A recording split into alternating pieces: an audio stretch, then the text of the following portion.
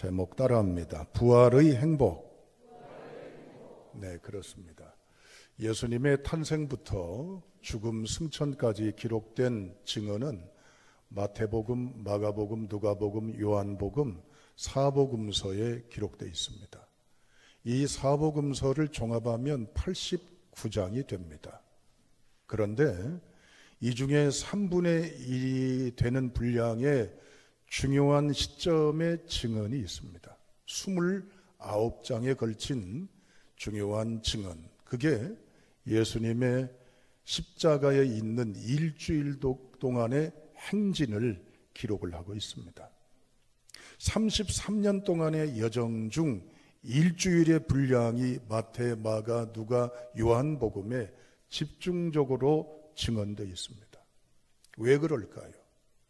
예수님의 십자가의 순환과 예수님의 부활의 승리는 바로 우리가 심장이 뛰어 생명이 있듯 기독교의 복음이고 기독교의 핵심이고 기독교의 생명이기 때문입니다. 이것을 믿는 믿음에 의해서 사도행전 교회의 역사가 시작된 거예요.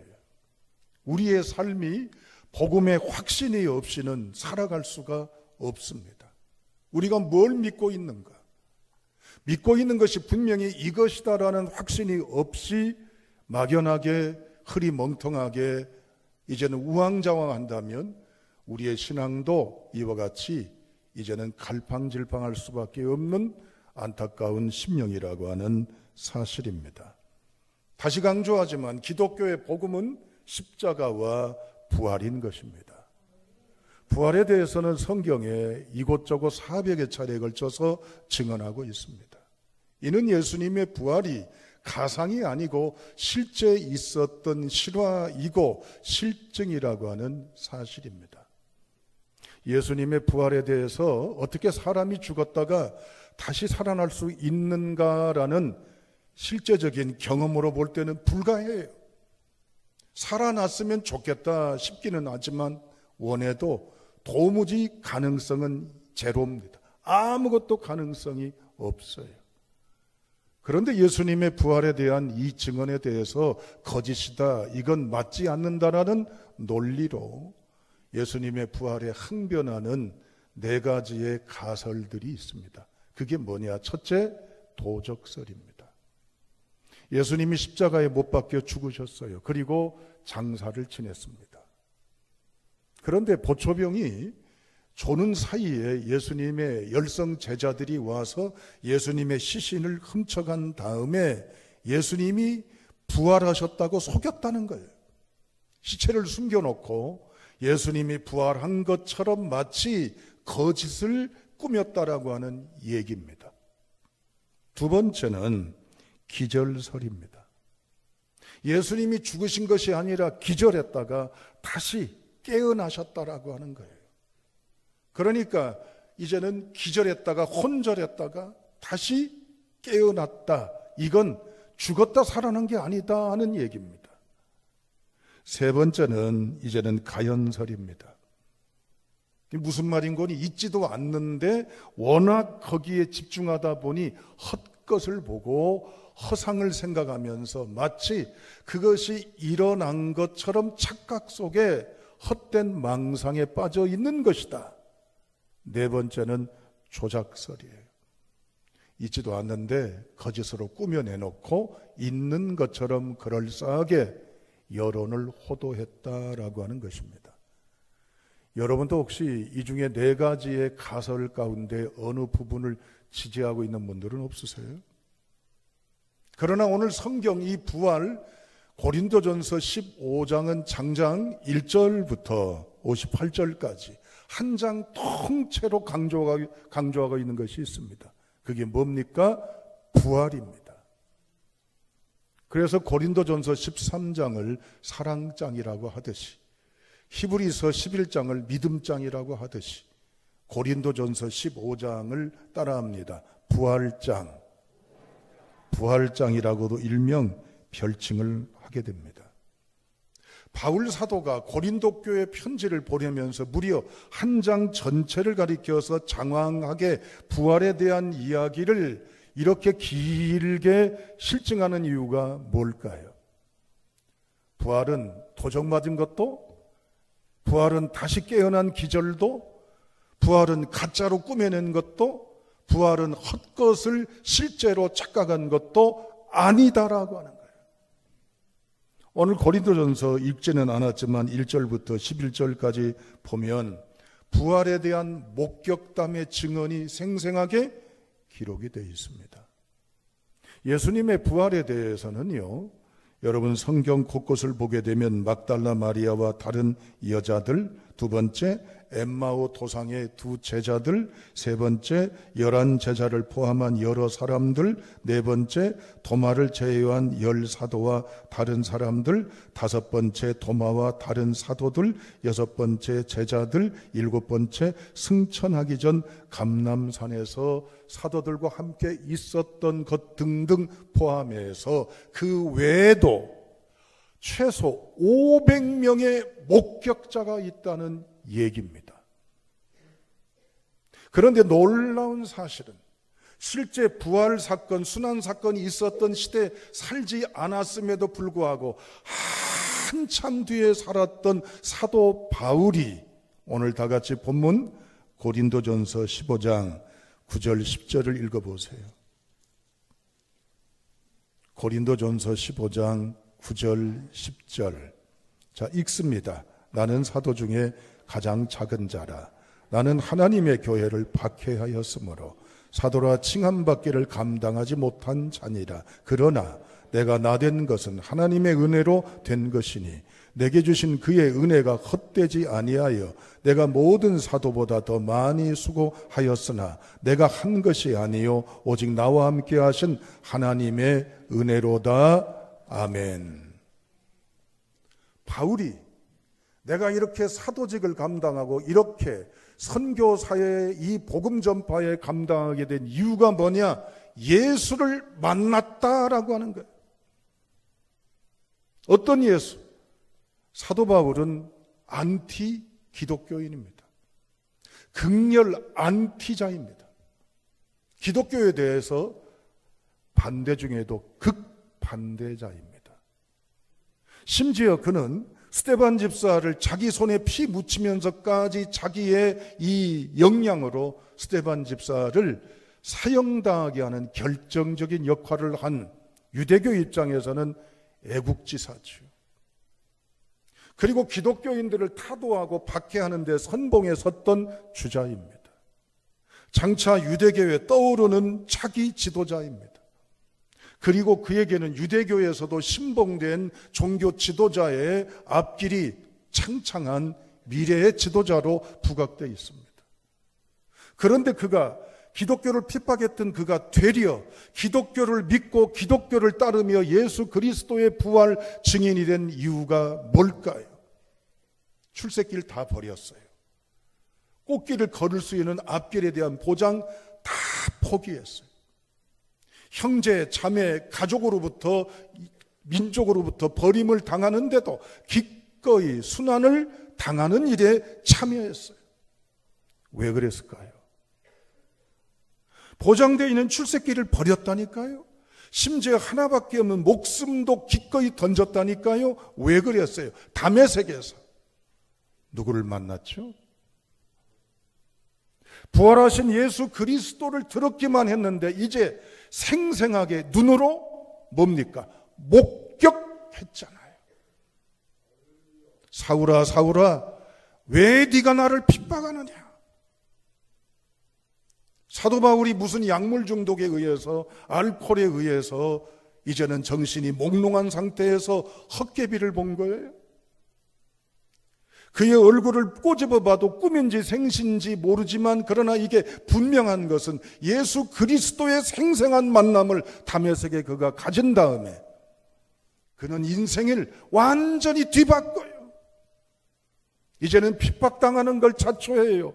복음에 대해서 되려 열혈 기독교인이 되어 최선봉에 서요.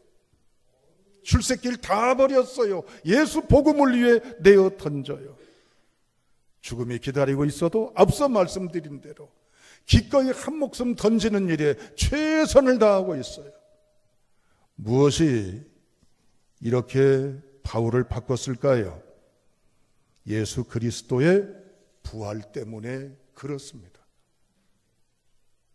사도 바울은 고린도 15장에서도 자기의 증언을 얘기하잖아요. 그 다음에 고린도전서 15장에 보게 되면 12절부터 34절에 만일 뭐뭇이라면 이라고 하는 5번에 걸친 가정법을 이야기합니다. 이건 만약에 그런 일이 있다면 어떻게 해야지? 라는 불안감에서 조심스럽게 던지는 얘기가 아니라 그럴 일이 없으니까 확실하게 보장하는 선언입니다. 이를테면 뭐냐면은 만일 부활이 없다면 그리스도가 살았다는 것도 거짓이다. 13절, 16절. 만일 부활이 없다면 우리의 전도나 믿음이 헛것이다. 14절, 17절. 만일 부활이 없다면 우리는 죄를 조장하는 사람이다. 17절. 만일 부활이 없다면 죽은 자들의 부활은 전혀 없는 것이다. 18절. 만일 부활이 없다면 우리는 가장 불쌍한 자다. 19절. 없다는 얘기가 아니라 있다는 걸 역설적으로 강조한 어법이 만일 뭐뭇이라면 이면서 5가지의 가정법을 이야기하면서 이렇게 얘기하는 거. 이거 다 그럴 일 없어. 내가 받고 믿고 분명히 나는 체험자이기 때문에 나는 이것을 증언해.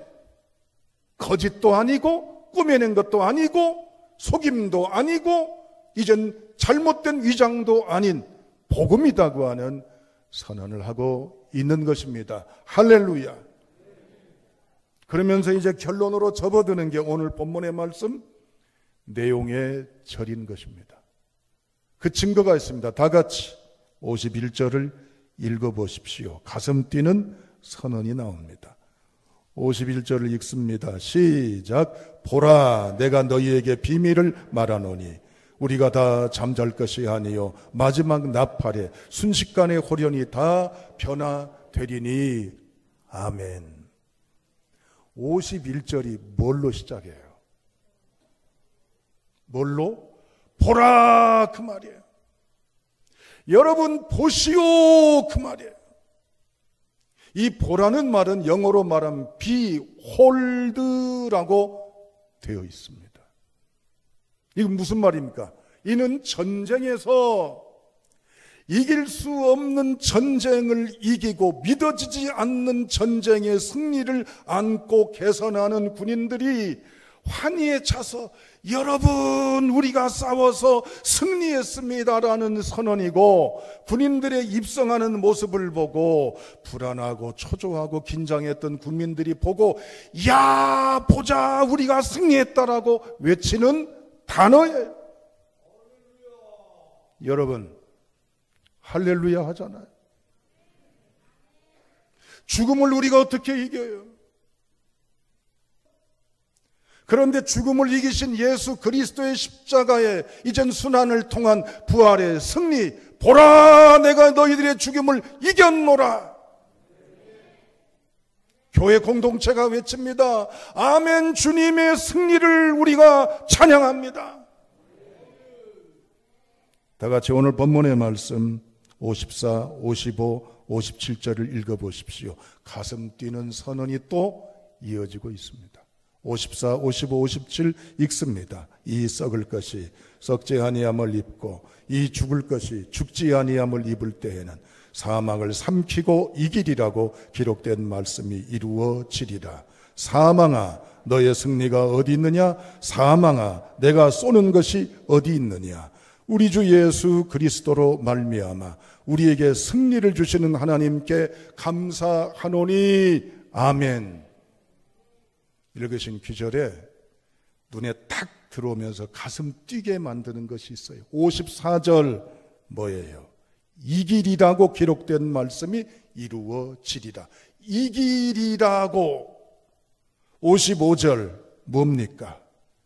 승리가 어디 있느냐? 승리.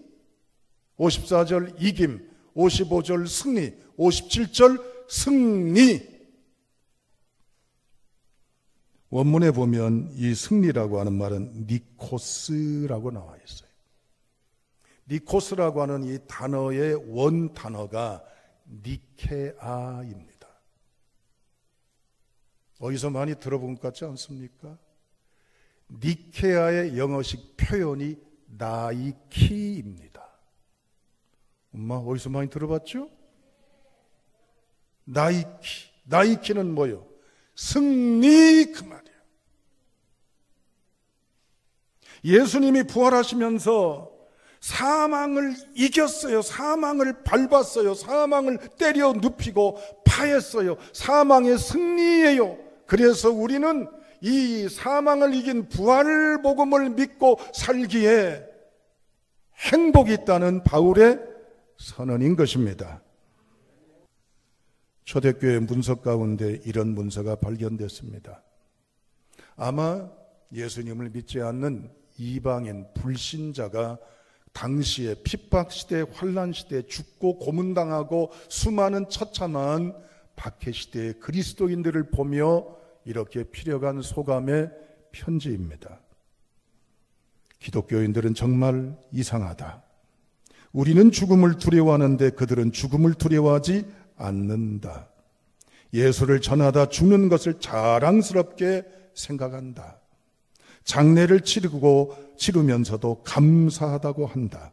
장례식을 치르고 찬송한다. 묘지로 행렬하는 이 행렬은 마치 소풍 가는 것 같다. 불신자의 눈에 비친 핍박시대, 환란시대, 순환시대의 기독교인 우리 신앙 선배들의 모습이에요. 우린 장례식장에서 눈물 안 보입니다. 왜? 눈물 안 보이는 게 기독교의 액션이고 당연한 제사가 아닙니다. 이제는 꾸며낸 게 아니에요. 영원한 영생, 영원한 생명에 대한 확신이 있고 이 확신은 죽음이 다가오는 엄습하는 공포를 이긴 승리 예수 그리스도의 증거를 믿는 우리의 고백이기 때문입니다. 여러분, 우리가 이 땅에 살아가면서 외쳐야 됩니다. 바울처럼 질병아 네가 뭐냐? 네 아무것도 아니야. 가난 너 뭐야? 아무것도 아니야. 실패 아무것도 아니야. 닥친 상처, 아픔, 염려 아무것도 아니야. 사망아 내가 어디냐? 네가 쏘는 것이 어디냐라고 바울이 아주 조롱하잖아요. 우린 예수를 믿고 있으면서도 한숨을 달고 살고 낙심하고 침체하고 눈물 흘리고 밑바닥에 기어다니며 지내는 것은 부활의 복음이 없기 때문입니다. 우리는 믿음 안에 외쳐야 돼요. 그 무엇이 나에게 다가온다 할지라도 될 수 없는 걸 되게 하신 부활 승리의 예수 그리스도를 믿는다면, 그 예수가 내 안에 역사한다면 이 모든 환경과 여건을 대적하는 승리의 선포자가 되어야 할 줄로 믿습니다. 바울은 이 구체적인 내용을 또 어떻게 전하는 줄 아십니까? 우리 다 같이 58절을 읽어보세요. 58절 시작. 그러므로 내 사랑하는 형제들아 견실하며 흔들리지 말고 항상 주의 일에 더욱 힘쓰는 자들이 되라. 이는 너희 수고가 주 안에서 헛되지 않은 줄 알미라. 부활의 결론을 뭐라고 합니까? 그러므로라는 접속사 순접을 쓰고 있습니다. 그러므로라는 이 말 앞에 쭉 부활에 대한 목격, 진실, 사실, 나도 그걸 체험했다, 분명한 사실이다, 거짓이 아니다라고 얘기를 하고 끝납니다. 그러므로, 그러면서 뭐라고 그래요? 사랑하는 형제들아 견실하며 흔들리지 말고. 이게 같은 의미의 단어입니다. 쉽게 말하면 이 얘기입니다. 따라합니다. 굳게 서라. 이 단어는요, 이 사도 바울 당시의 검투사들, 글래디에이터들이 적과 맞서 싸우는 장면입니다. 그런데 이 적이 한둘이 아니에요. 자기는 혼자예요. 1대1 싸우면 어디 해볼만 한데 1대1이 아니다니까요. 다수가 오는데 이 검투사가 막 애들 말로 쫄려가지고 기가 팍 죽어서 오돌오돌 떨고 막 어찌할 바 몰라 한 게 아니라 당당하게 와! 올라면 와! 그거예요. 대단히 전투적입니다, 여러분들. 우리가 부활신앙을 믿는다면 질병 앞에서 이게 내가 끝인가? 내가 이래야 되나? 왜 나에게 이런 일이? 왜 하필 나에게? 내가 뭘 잘못했길래? 왜 나에게? 라고 여러분 정하실지 모르지요. 어느 사건 때문에 여러분 인생이 흑역사가 되신 분도 있을 거예요. 확 구겨져 가지고 그 어둠이 나를 확 누르는 틈바구니에 헉헉거리고 의미를 상실하고 불안과 고통 속에 빠져 있다면 복음의 역사를 믿는 게 아닙니다. 바울은 얘기합니다. 굳게 서라. 여러분, 복싱 경기에 있어서 고도원에 이제는 아침 편진가에 보니까 이런 글귀가 있더라고요. 복싱 선수들이 권투 경기에서 이기는 것은 주먹이 세서만이 아니라 맷집이 뭐요? 좋아야 이긴다는 거예요. 이건 뭘 말하는 거예요? 내게 수많은 고난이 나를 치고 나를 가격하며 여러 가지 모습으로 내게 다가온다 할지라도 나는 이걸 고스란히 견뎌낼 수 있는, 세상 말로 말하면 그 깡은 뭐예요? 믿음의 깡이요. 그냥 내가 이를 물고 내가 고집하는 나의 의지가 아니라 승리하신 부활 승리의 예수 그리스도의 복음의 능력이 우리를 세우는 줄로 믿습니다. 결론입니다. 부활 복음을 우리 만납니다. 부활했나 봐가 아닙니다. 부활했다던데가 아닙니다. 부활하셨고 나도 부활할 것이며 나도 승리할 것이며 나에게도 이러한 권세가 있음을 기억하시고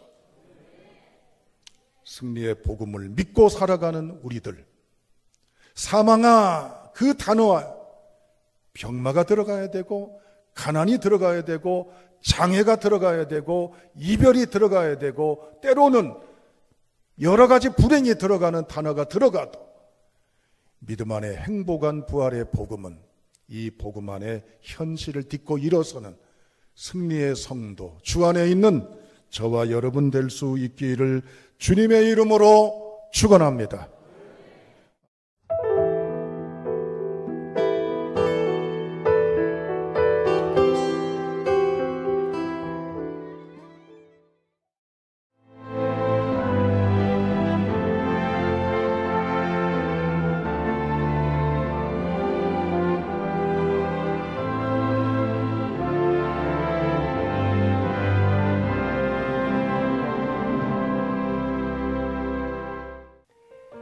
CBS를 사랑해 주시는 전남 지역 청취자 여러분, 안녕하십니까? CBS 재단 이사장 꿈의 교회 김학중 목사입니다. 여러분의 사랑과 관심 덕분에 전남 CBS가 순천시 장천동에 새로운 사옥을 마련하게 됐습니다. 이 방송국 사옥이라는 것은 단순히 건물을 짓는 의미에 지나지 않습니다. 전남 지역 복음 전파와 특별히 다음 세대를 위한 미래 비전을 세우는 일입니다. 코로나19로 모든 활동이 중단되고 또 관계가 단절되는 상황이지만 우리 CBS 방송만큼은 우리의 발길이 닿지 않는 곳까지 구석구석 하나님의 말씀을 전하는 위대한 힘을 지니고 있습니다. 이 방송이 믿음의 반석 위에 굳건히 세워질 수 있도록 여러분들께서 벽돌 한 장 한 장씩 쌓아가는 마음으로 전남 CBS를 위해 후원해 주시고 기도해 주시기를 간곡히 부탁드립니다. 여러분의 이 작은 행함이 CBS를 통해서 교회 공동체를 회복하고 누군가의 믿음을 소생시켜 줄 굳게 믿습니다. 여러분 한 분 한 분을 축복합니다.